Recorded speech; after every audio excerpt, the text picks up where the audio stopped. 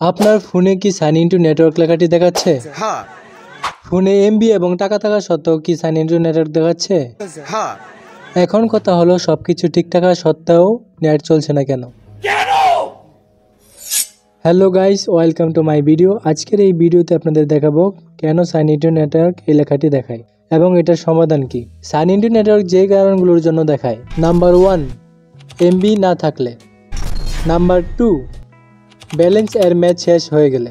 Number 3, limited MB কিনে থাকলে।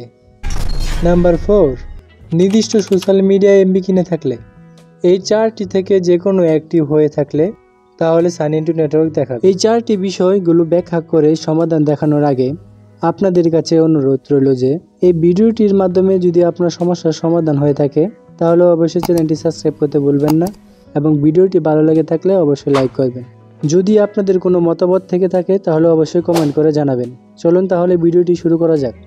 Number 1 যে সমস্যাটি, এটা হলো এমবি না থাকলে। এটা তো আপনারা জানেনই, তাই এটা আমি আর ব্যাখ্যা করলাম না। নাম্বার 2, যারা অনেক দিন যাবৎ ফোনে টাকা রিচার্জ করেন না, শুধু টাকার কার্ড বা এমবি ইউজ করে থাকেন, যার ফলে সিম এর ব্যালেন্সের ম্যাচ চলে যায়, তাই ফোনে টাকা রিচার্জ করুন অথবা ফ্লেক্সি লোড করে সমাধান করুন। নাম্বার 3, অনেক সময় আমরা এই ধরনের এমবি প্যাক কিনে থাকি যে daily 1 GB, daily 2 GB.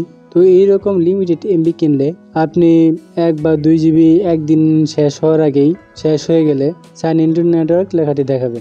Number 4, এখানে দেখুন 512 এমবি ফেসবুক, নিচে লেখা আছে Facebook and Messenger app only use, যার মানে হলো এই 512 এমবি দিয়ে ফেসবুক এবং মেসেঞ্জার চলবে, আর কোনো কিছু চলবে না, সেটা ইউটিউব বা টিকটক যেটাই হোক না কেন।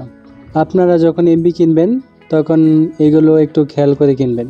এই ধরনের এমবি কিনে থাকলে সাইন ইনটু নেটওয়ার্ক লেখাটি দেখাবে। আশা করি আপনাদের সাইন ইনটু নেটওয়ার্ক কেন দেখায় এবং এটার সমাধান কি বোঝাতে পেরেছি। আজকের ভিডিওটি এই পর্যন্তই, দেখা হবে আবার পরের ভিডিওতে। ধন্যবাদ ভিডিওটি দেখার জন্য।